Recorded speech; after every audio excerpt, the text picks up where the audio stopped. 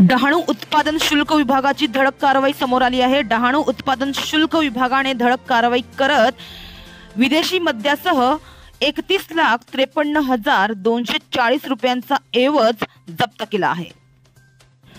राज्य उत्पादन शुल्क विभागाच्या डहाणू कार्यालयाने पालघर जिल्हा लगतच्या केंद्रशासित प्रदेशातून होणाऱ्या मद्य तस्करी प्रकरणी कारवाई केली आहे। विदेशी मद्याचे 300 बॉक्स आणि आयसर टेम्पो पोलिसांनी जप्त केला आहे। या कारवाईत 31,53,240 रुपयांचा एवज ताब्यात घेण्यात उत्पादन शुल्क विभागाला यश आलं असून यामधील आरोपी मात्र फरार झाला आहे। डहाणू तालुक्यात राज्य उत्पादन शुल्क विभागानं मोठी कारवाई केली आहे। अगदी कागदी पुठ्ठ्यांच्या आड लपून मद्य वाहतूक करणारा परराज्यातील आयसर टेम्पो पोलिसांनी जप्त केला आहे। राज्य उत्पादन शुल्क डहाणू विभागाचे निरीक्षक सुनील एस देशमुख आणि भरारी पथक पालघरचे निरीक्षक एस चव्हाण यांच्या पथकानं ही संयुक्त कारवाई केली आहे।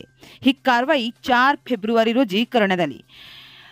पालघर जिल्ह्यातील डहाणू तालुक्यातील मुंबई वडोदरा एक्सप्रेस हायवेवरील नरेशवाडी येथे सापळा रचून पोलिसांनी टेम्पो एक जप्त केला आणि या टेम्पोची तपासणी केली असता कागदी पुठ्ठ्यांच्या आड लपून दादरा नगर हवेली आणि दमण व दीव राज्यात विक्रीसाठी नेले जात असलेले 300 बॉक्स विदेशी मद्य आढळले।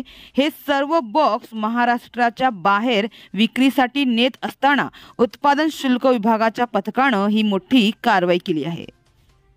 या कारवाई दरम्यान आरोपी मुद्देमाल सोडून घटनास्थळावरून फरार झाला। त्यामुळे CR क्रमांक 16/2025 अंतर्गत गुन्हा दाखल करण्यात आला आहे।